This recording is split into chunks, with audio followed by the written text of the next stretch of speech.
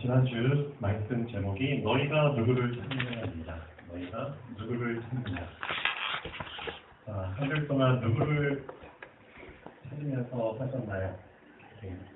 어떤 분은 나에게 도움을 줄 사람을 찾으면서 살았을 수도 있고, 어떤 사람은 돈을 찾으면서 살았을 수도 있고, 그렇죠?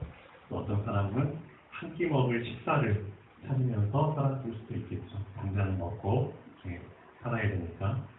어제 그 버드나무 캠프 같이 가신 분들 아시겠지만 토요일마다 그 모교사라는 절에서 등산활동을 나옵니다. 아침에 일찍 나와서 100명이 넘는 사람들을 먹여야 되기 때문에 몇백 인분의 식사를 준비를 합니다. 어제 메뉴는 짜장면이었어요. 짜장면 좋아하시죠? 저도 어제 짜장면 한 그릇 얻어 먹었습니다. 근데 제가 한번 그 공원에 앉아서 기다리는 분들을 한번 홀깃홀깃 쳐다봤거든요. 노인분들이 많으세요. 젊은 분들도 여러 명 있었지만, 제가 하나 발견한 것 중에 하나가 한 명도 주무시는 분이 없어요. 한 명도. 그리고 눈이 쫑쫑하게 그 요리하는 거를 다 지켜봐요. 그리고 뭔가 기대를 가지고 그래서 옆에 있는 분들하고 대화를 나누면서 기다려요. 자, 제가 왜 이런 말씀을 드리냐면요, 그겁니다. 한 끼 식사를 위해서도 사람들이, 그렇죠? 마음 상태, 생각 상태를 딱 준비된 상태로 기다리잖아요. 근데 하물며 하나님의 말씀을, 그렇죠? 하나님의 말씀을 먹기 위해서 이 자리에 왔는데, 자, 만약에 좀 내 영적 상태가, 마음 상태가 좀 혼미해서 있거나, 그렇죠? 뭔가 뽀얀 안개에 갇힌 것처럼 그런 상태라면은 좀 부끄러운 거겠죠. 그렇죠? 한 끼 먹을 식사를 위해서도 노인분들이 정말 기대하면서 그 과정 하나하나를 다 지켜보며 들뜬 마음으로 기다리는데, 우리를 살리고 우리의 영혼을 살찌게 하고 우리를 구원시켜주는 이 말씀을, 그렇죠, 다 전하는 그 시간에 어떻게 보면은 그 한 끼 식사 준비할 때보다 더 간절한 마음으로 준비하는 게 도리가 아닌가, 그런 생각이 한번 났습니다. 지금 여러분 상태는 어떻습니까? 좀 졸린가요? 혼미한가요? 어떻습니까? 지금 다른 생각이 나를 꽉 붙잡고 있습니까? 자, 한번 잘 점검해 보시고요. 예배 드릴 때 처음 시간에 이런 순서가 있습니다. 다 같이 사도신경을 암송하시겠습니다. 이런 순서가 있죠. 우리 강선희 청년이 예배 인도할 때, 자, 인도 보면은 묵도하시고 교동문 읽고 사도신경 다 같이 암송하시겠습니다. 나오죠. 사도신경을 왜 도대체 예배 처음 부분에 암송을 할까요? 왜? 사도신경, 그게 뭐길래? 그게 중요합니다. 말 그대로 사도신경은 믿는 자들의 믿음을 고백하는 겁니다. 그러면 왜 예배 시작할 때 이 믿음을 고백하는 게 필요하냐 이거죠. 결론 부분 한번 보시죠. 말씀을 받기 전에, 말씀보다 사실상 더 중요한 것은 그 말씀을 받는 나의 믿음 상태입니다. 맞죠?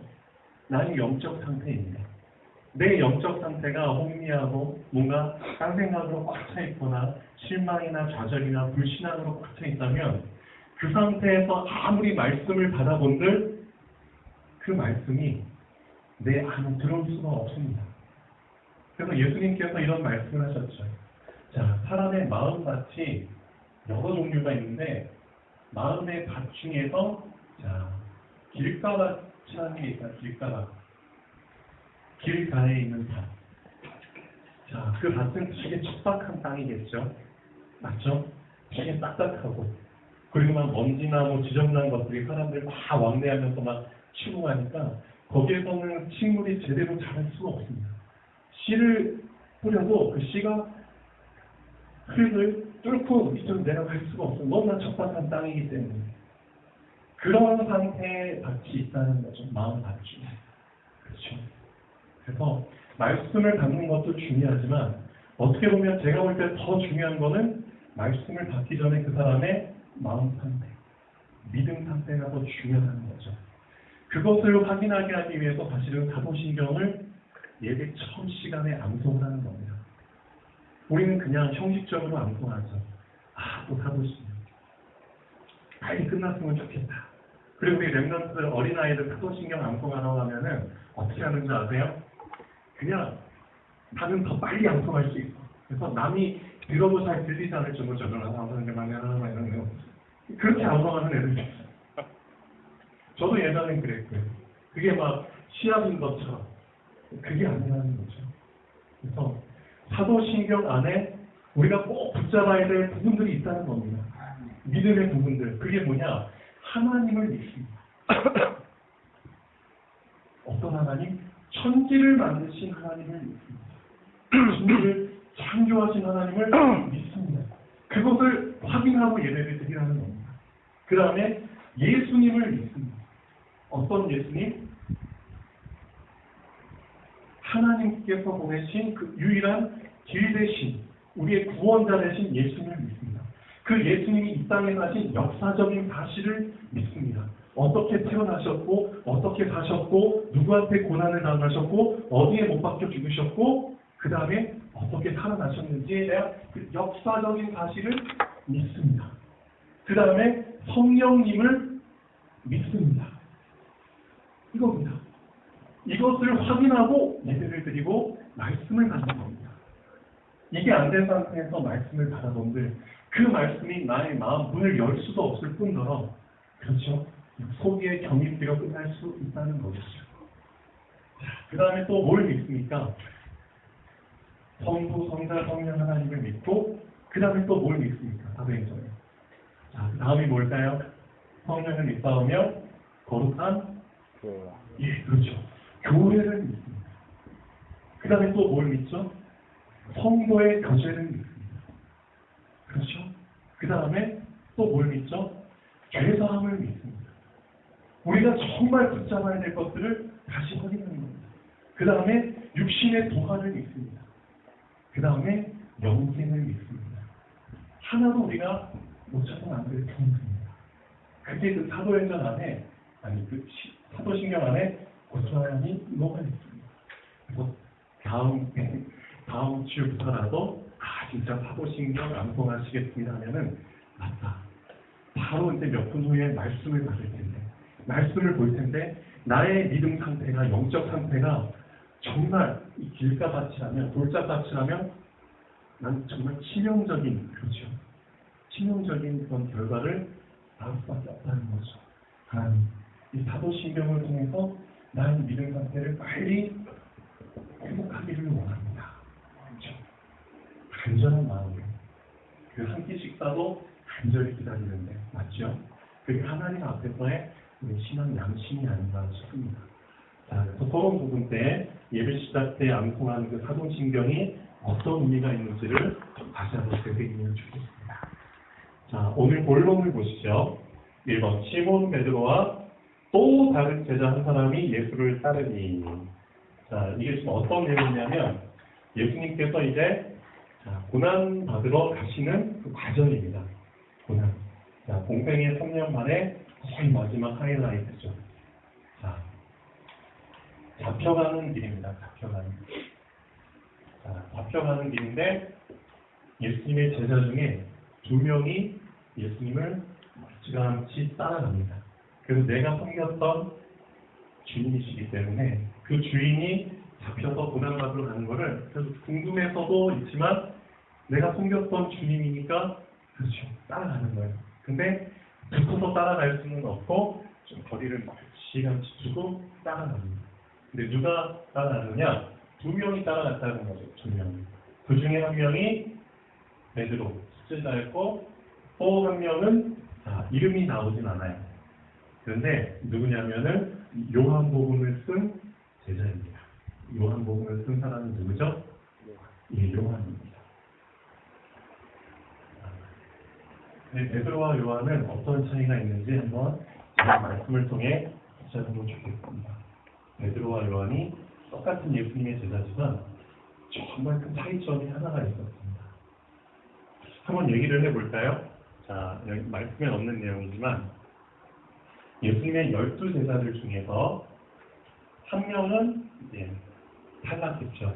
예수님을 배반한 가룟 유다라는 사람은 탈락했습니다. 예수님을 팔고 그 죄책감 때문에 못 이겨서 양심 찔리자 괴로워가지고 자살을 했죠. 나무에다가 자기 이제 몸을 내가지고 자살을 했습니다. 자, 나머지 11명의 제자가 있는데 그 11명의 제자들이 다 어떻게 죽었냐? 자, 뿔뿔이 흩어졌어요. 예수님 그리고 이제 부활하시고 승천하시고 복음을 다 전하는데 흩어졌어요. 그러다가 이 11명 중에서 10명은 다 순교를 했다고 나옵니다. 순교. 잡혀가지고 십자가에 못 박히기도 하고 거꾸로 된 십자가에 못 박히기도 하고 아니면 돌로 쳐서 죽임받기도 하고 아주 비참하게 정말 그렇게 순교를 했습니다. 근데 한 명만 순교를 안 하고 자연사했다고 나옵니다. 그 한 명이 누구냐? 요한입니다. 그러면 하나님이 왜 요한에게는 순교의 그 길이 아닌 자연사하는 그런 죽음을 허락하셨을까요? 그 이유가 있습니다. 오늘 말씀 통해서 좀 발견을 했으면 좋겠습니다. 말씀에 나오진 않지만 자, 요한은 예수님이 사랑하시는 제자라는 표현이 참 많이 나옵니다. 예수의 사랑하시는 제자. 다른 제자들도 사랑하셨지만 사도 요한만큼은 더 특별히 사랑을 하실 수밖에 없는 부분이 있었습니다. 자, 이 사도 요한이 쓴 성경이 요한복음도 있지만 또 뭐도 있죠? 요한계시록. 예, 요한계시록도 1, 2, 3, 4. 예, 요한 1, 2, 3, 4 성경을 5번이나 썼습니다. 요한복음, 요한 1, 2, 3, 요한계시록. 자, 사도 요한이 자연사할 수밖에 없는 이유. 요한에게는 예수님이 제자들 중에서 어떤 축복까지 허락해 주시냐면은 마태복음 16장 한번 읽어보시죠. 28절, 29절에 축복을 허락하십니다. 자, 다른 제자들은 받을 수 없었던 엄청난 축복을 허락하십니다. 사랑하시는 자에게. 자, 한번 보시죠. 어떤 축복인지. 자, 27절, 28절입니다. 자, 마태복음 16장의 내용이 주는 그리스도시요 살아계신 하나님의 아들이십니다 라고 고백하는 장면입니다. 그때 예수님이 그래 너희들이 이제 내가 그리스도라는 걸 알았구나. 이제 너희들에게 내가 앞으로 어떤 고난을 받을 것이고 어떻게 죽을지를 너희들한테 알려주겠다. 정말 중요한 내용을 이제 펼쳐주십니다. 어떤 고백을 했을 때 예수가 바로 그리스도구나. 이 사실을 깨달았을 때. 그런데 그 사람들 중에서 이렇게 말씀하시죠. 인자가 아버지의 영광으로 그 천사들과 함께 오리니 그때 각 사람이 행한 대로 갚으리라. 예수님의 재림에 대한 부분이죠. 진실로 너희에게 이르노니 여기 서 있는 사람 중에 제자들 중에 또 제자들 말고도 여러 사람들이 서 있었겠죠. 죽기 전에 인자가 그 왕권을 가지고 오는 것을 볼 자들도 있느니라 라는 말을 합니다. 죽기 전에 너희들이 죽기 전에 인자가 왕권을 가지고 온 것을 직접 볼 자들도 있다는 거죠. 즉 예수님이 영광 가운데 하늘에서 재림하시는 그 모습을 직접 볼 자들도 있느니라. 근데 아직도 재림 안 하셨잖아요. 근데 예수님의 말씀이 무슨 뜻일까요? 거짓말인가요? 그게 아닙니다. 누가 봤느냐? 사도 요한이 본 겁니다. 죽기 전에. 요한 계시록을 보면 알 수 있죠. 요한 계시록은 이 세상 끝에 대한 사실을 기술을 합니다. 이 세상이 어떻게 끝날 것이며 예수님이 어떤 모습으로 오실 건지를 환상 가운데 그렇죠. 이 세상 끝에 대한 부분을 다 보여주십니다. 요한이 살아있을 때. 그렇죠? 요한이 본 그 장면 그대로 앞으로 이제 그런 일이 벌어지겠죠. 사랑하시는 자에게 허락하시는 일입니다. 그렇죠. 앞으로 일어날 일들에 대한 부분입니다. 그러면 요한은 왜 예수님께 그렇게 사랑을 받았느냐? 다른 제자들과 달리. 그거는 이제 요한 1, 2, 3서에 보면 이런 내용이 나옵니다. 자, 온전한 사랑이 두려움을 내어 쫓나니, 그렇죠? 온전한 사랑이 두려움을 내어 쫓나니. 그런 말을 합니다.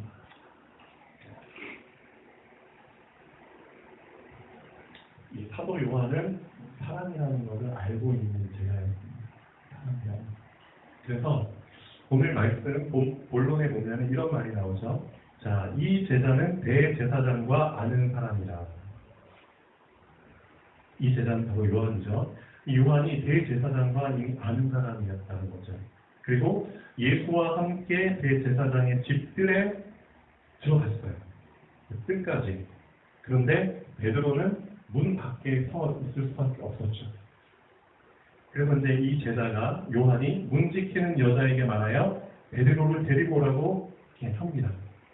자, 그런데 중요한 거는 문 지키는 여종이 이제 베드로한테 말을 합니다. 너도 이 사람의 제자 중 하나가 아니냐. 자, 정곡을 찌르는 질문합니다.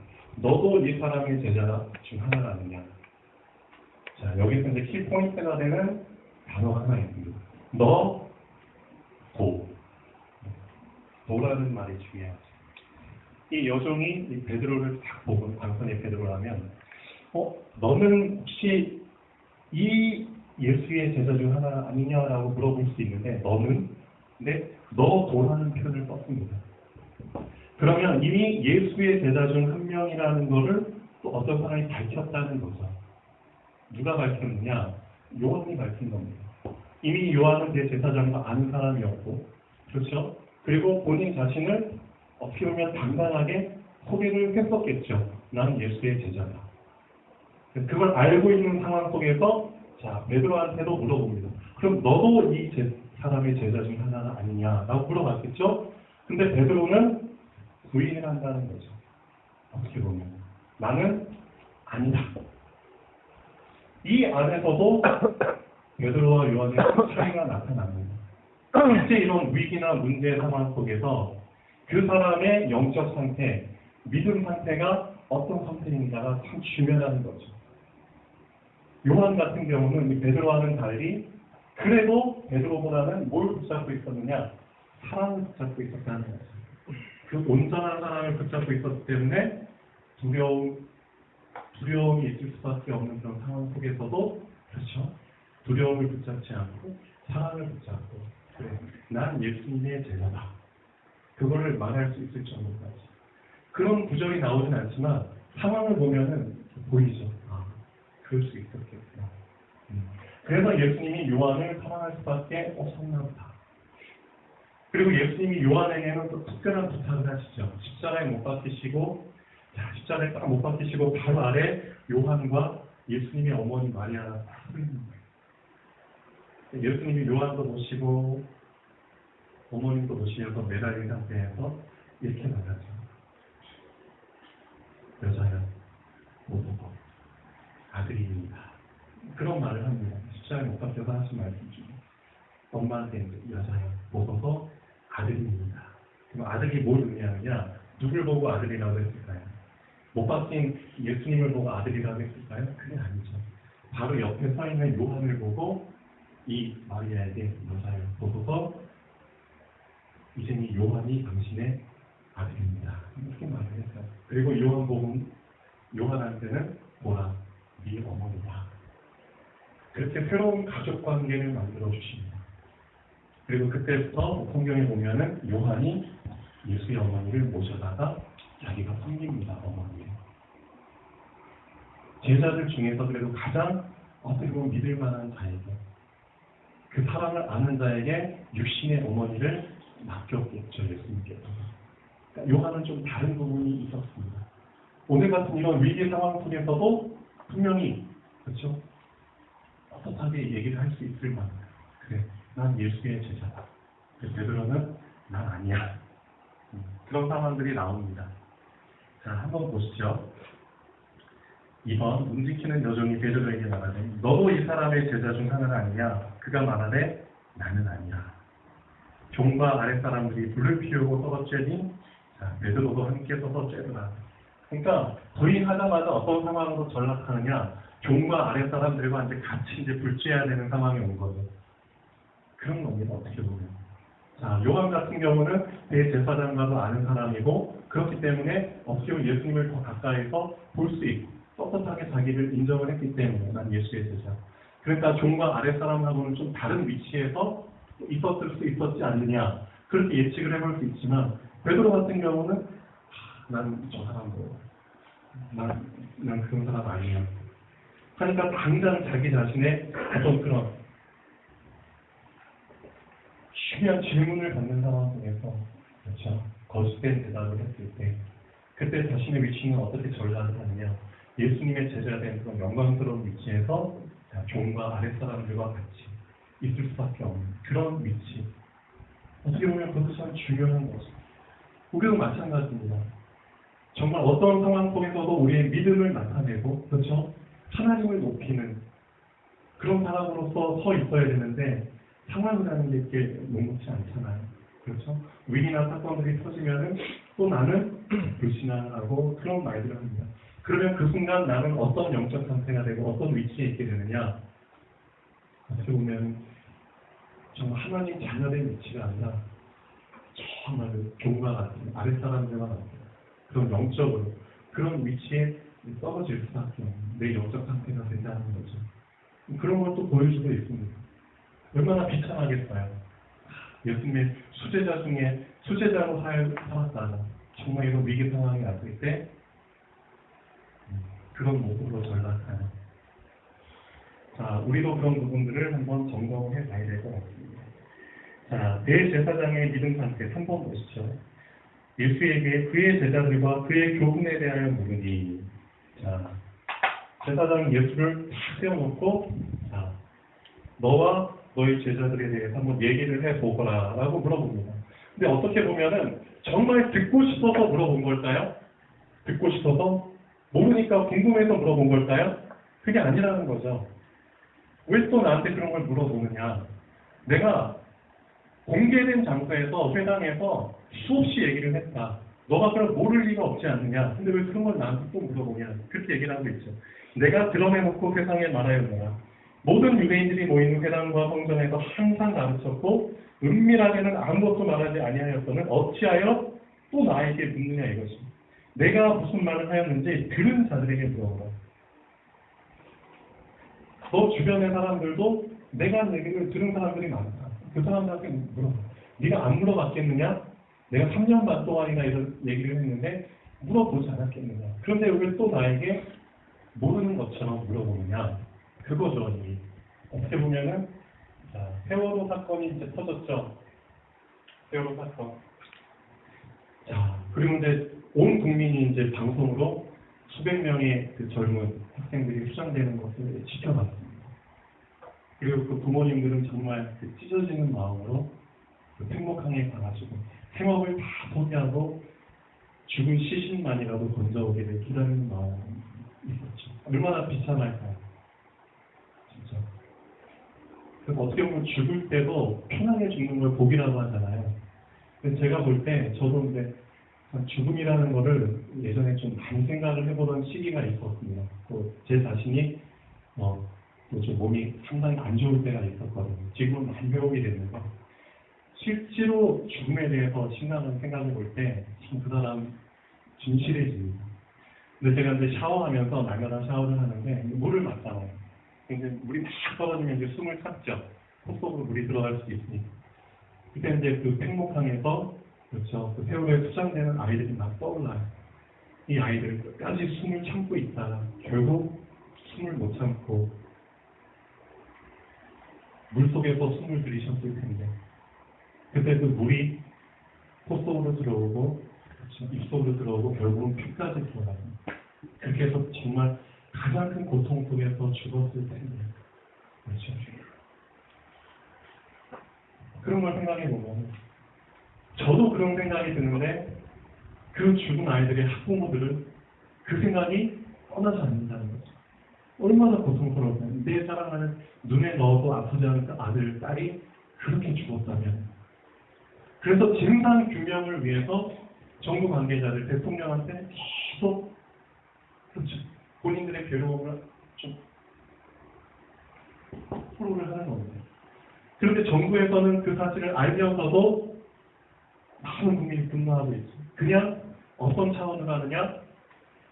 자, 립서비스 차원으로 하느냐? 형식적으로 한다는 거죠.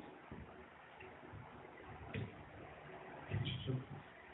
모든 국민이 지켜보고 있는데 만약 대통령이 행복하게 안 가면 더 원성사니까. 그래서 국민들의 분노를 그냥 잠재우기 위한 차원으로 그냥 왔다 가요. 모든 조치를 취하겠다고 다 대통령 입으로, 정부 관계자들, 국무총리 입으로, 고위 관계자들 입으로 얘기했는데도 아직까지도 말뿐이라는 거죠. 오죽 답답했으면 그 학부모들이 이제 청와대까지 막 가려고 막 시위를 하는데 그때는 경찰 수천 명이 막 에워싸가지고 가지도 못하게 만들어요. 지금 우리나라가 이런 상황이라는 거죠. 그때도 똑같았다는 겁니다. 대제사장이 몰랐겠느냐. 이미 온 소문이 다 퍼졌는데 예수가 누구인지, 예수가 이 땅에서 하신 일이 뭔지, 경험한 게 뭔지, 역사가 뭔지 다 알고 있는데도 전혀 모르는 것처럼 너와 너의 제자들에 대해서는 얘기해라. 그런 형식적인 그런 상태 속에서 예수님이 얘기를 해본들, 아 내가 그거다. 너 나를 믿어야지 구원받는다. 그렇게 얘기를 해본들 이미 그 대제사장은 말씀 듣기 전에 그 사람의 영적 상태가 어땠느냐 이미 알고 있죠. 대제사장의 믿음 상태, 영적 상태는 난 들을 필요 없어. 그렇죠. 그런 상태였다는 것은 길가밭 중의 길가밭, 돌짝밭 중의 돌짝밭, 가장 황폐해져 버린 상태. 그런데 그런 영적 상태를 가진 사람이 대제사장이었다는 겁니다. 그 대제사장한테 죄사함을 위해서 재물을 가지고 가는 사람들의 그 백성들의 그런 또 어떨까요? 나의 죄를 대신 용서해 줄 그 대제사장의 영적 상태가 그런 상태라는 걸 알았다면 더 비참해지겠죠. 그렇죠? 나는 정말 죄 용서를 위해서 없는 돈 긁어 모아서 재물을 사가지고 날 대신해서 제사장에게 다 정말 좀 하나님께 간절히 저희 죄를 위해서 제사를 드려주세요 하는데 대제사장의 영적 상태가 이런 상태였다면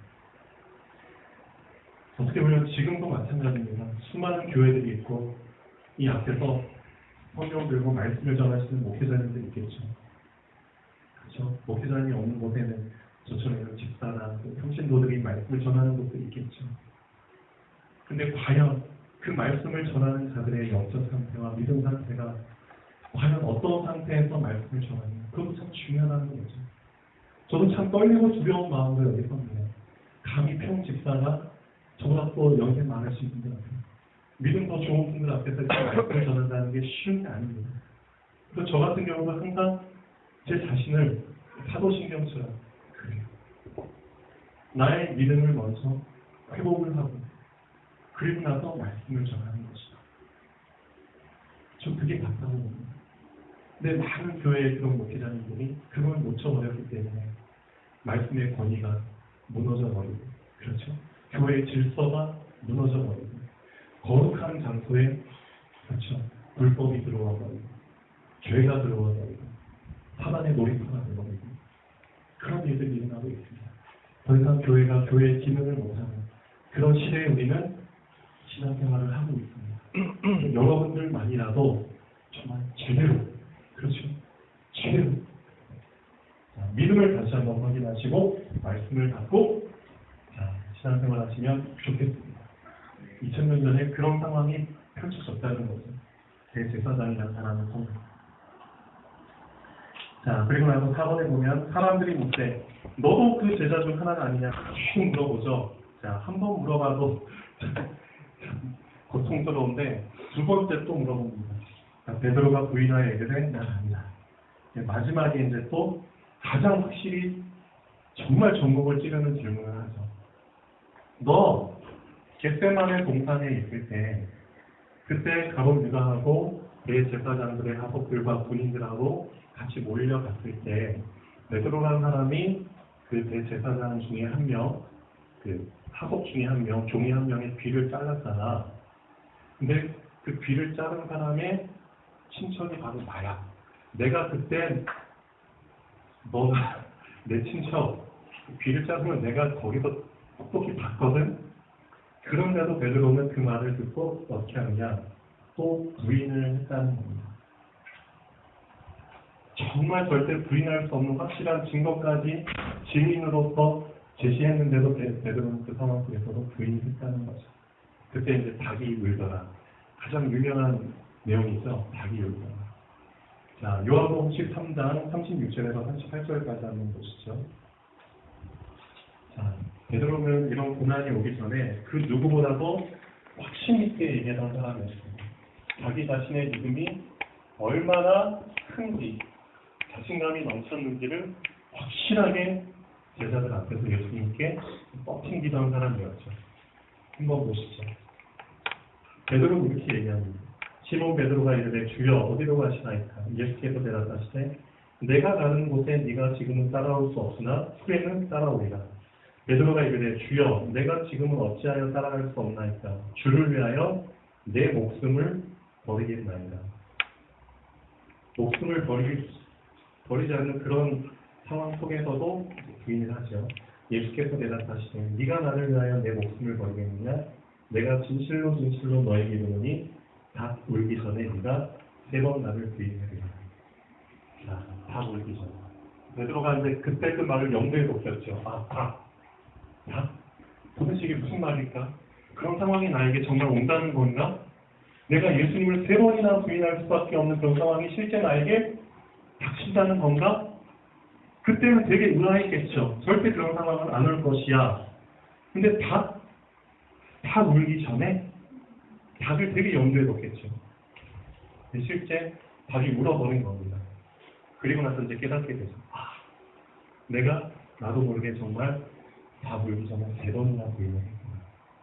그 사실을 알고 밖에 나가서 대성통곡을 하게 되죠. 그래서 결론 부분 한번 보시죠.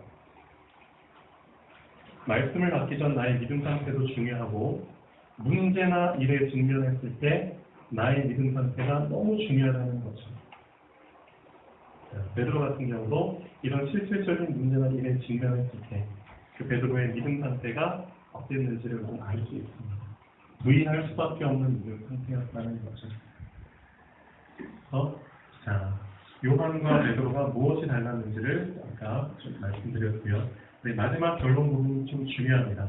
하나님 앞에서는 무지함이나 너무 아는 체함도 같은 수준입니다. 라고 제가 말을 적었는데 이게 왜 이렇게 적었냐면요. 내 백성이 지식이 없어서 망하는구나. 실제 믿음이 없으면 그게 하나님 앞에서 큰 문제가 될 수 있습니다. 하나님이 누군지도 모르고 내가 누군지도 모르고 그렇죠? 몰라서 당하는 경우가 참 많아요. 모르면 사기당하기 쉽죠. 그렇죠? 사기꾼들은 압니다. 이 사람이 잘 모르는구나. 그렇죠? 사기꾼들 눈에는 이게 다 보여요. 저도 예전에 사기당한 적이 있었고요. 이런 말 하면 부끄럽지만 사기당해가지고 TV에 나온 적도 있습니다. 혹시 보셨나요? 영동 MBC 뉴스에 나왔어요. 자랑이 아니라 사기당해가지고 피해자로 나왔어요. 피해자로. 어떤 피해 당했는지. 이제 요즘 홍학표인가? 어떤 MBC 기자 지금도 나오더라고요. 앵커가. 그래서 이제 제가 가는데 치대 그 병원 인턴 하고 있을 때 주차장에서 이제 뒷모습 보여주고 이제 인터뷰를 한 적이 있어요. 얼굴 보여주면 쪽팔리잖아요. 그래가지고 그게 저녁 뉴스에 나온 적이 있습니다. 몇백만 원 사기를 당했거든요. 적은 돈이 아니죠. 근데 그 기자가 이제 왜 저를 취재했냐면 사기 당한 금액치고 가장 컸다고 큰 사람한테 취재한다고. 그래서 제가 그때 되게 순진했던 것 같아요. 세상 물정을 잘 모르니까 궁금만 했었거든요. 그렇죠? 그래서 이제 그런 거를 알고 어떤 사람이 저한테 사기를 친 거예요. 그 금액이 만만치 않았다는 거죠. 그래서 그것 때문에 되게 힘들었습니다. 정말 1년 가까이 질질 끌는 그런 속에서 좀 많은 걸 배웠거든요. 예. 그래서 무지 모르면 진짜 문제죠. 근데 또 뭐가 문제냐? 하나님 앞에서 너무 아는 체 하는 것도 문제라는 거죠. 이게 무슨 뜻이냐면은 하나님 앞에서 내가 너무 아는 체 하는 거야. 뭘 아는 체 하냐? 하나님, 저는 저를 잘 알아요. 전 이런 놈이에요. 저는 절대 안 바뀌어요. 예를 들면, 전 절대 안 바뀌어요. 전 계속 이렇게 살 수밖에 없을 것 같아요. 난 앞으로도 변화될 것 같지 않아요. 왜냐? 전 저를 잘 알거든요. 그런 거라는 거죠. 내 경험으로 볼 때, 그렇죠? 내가 경험한 지식으로 볼 때, 이건 절대 안 될 거예요. 예를 들면, 그런 것들. 너무 많이 알아와서, 그게 오히려 하나님 앞에서, 그렇죠? 문제가 될 수 있다는 거죠. 감히 하나님 앞에서. 그래서 제가 힘들 때, 이 찬양을 좀 많이 부릅니다. 나를 지으신 주님, 나를 지으신 이가 하나님. 정말 저도 저의 영적 문제나 그런 걸로 힘들어하는 때가 있었는데요. 그때 하나님이 이런 은혜를 주셨습니다. 나를 지으신 주님. 이 가사가 저한테 확 믿음으로 다가온 거예요. 그래. 나를 지으신 주님? 하나님이 나를 지으셨다면 그 지으신 분이 나를 언제든 마음껏, 그렇죠? 자유자재로 바꿀 수도 있다는 뜻 아니냐. 갑자기 그런 믿음이 한번 확 들어오니까 너무너무 신기하더라고요. 그렇지. 내가 이렇게 나의 영적 문제나 절대 바뀔 것 같지 않은 나의 어떤 중독성 그런 걸로 괴로워하지만 이런 나를 하나님이 지으셨구나. 그분이 답도 닫고 계시는구나.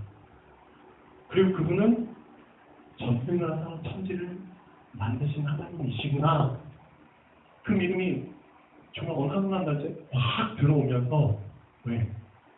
저의 답답한 그 어둠 그게 한 번에 확 물러가는 것을 경험한 적이 있었습니다.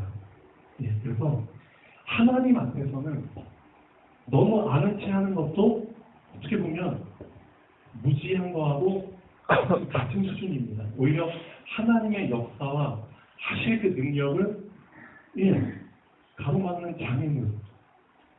그러면 나는 어떤 자세로 하나님 앞에 서야 되는가? 그게 중요한 거죠.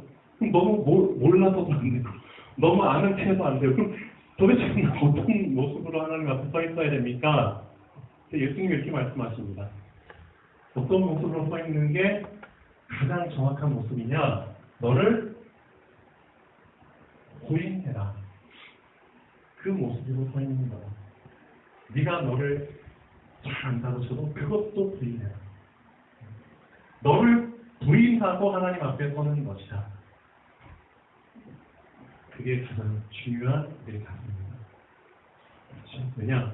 하나님은 다 하실 수 있는 분이기 때문입니다. 전지전능하신 하나님이시기 때문입니다. 그래서 내 평생 아직도 바뀌지 않은 나의 고질적인 문제가 있다 할지라도 그걸 하나님 앞에 너무 과시하고 드러낼 필요 없습니다. 그런 나를 지으신 하나님이시기 때문입니다. 맞죠? 그래서 내 자신을 부인하고 하나님 앞에 서는 겁니다. 누구든지 나를 따라오려면 자기를 부인하고 자기 십자가를 지고 나를 따라올 것입니다. 그래서 결론 부분 다시 한번 얘기했습니다. 말씀을 받기 전에 나의 믿음 상태가 너무 중요하다는 것. 앞으로 말씀을 받을 때는 나의 믿음 상태를 점검하시는 게 중요합니다. 문제나 일에 직면했을 때도 나의 믿음 상태가 너무 중요하다는 거죠. 그렇죠? 그래서 믿음을 먼저 회복하는 게 앞서입니다. 요한과 베드로가 무엇이 달랐는지를 기억해야 합니다. 하나님 앞에서는 무지함이나 너무 아는 체 함도 같은 수준입니다. 그래서 내 자신을 부인하고 하나님 앞에 서는 겁니다. 예. 일주일 동안 한번 결론 부분을 잘 붙잡고 응답받으시면 좋겠습니다. 기도하겠습니다.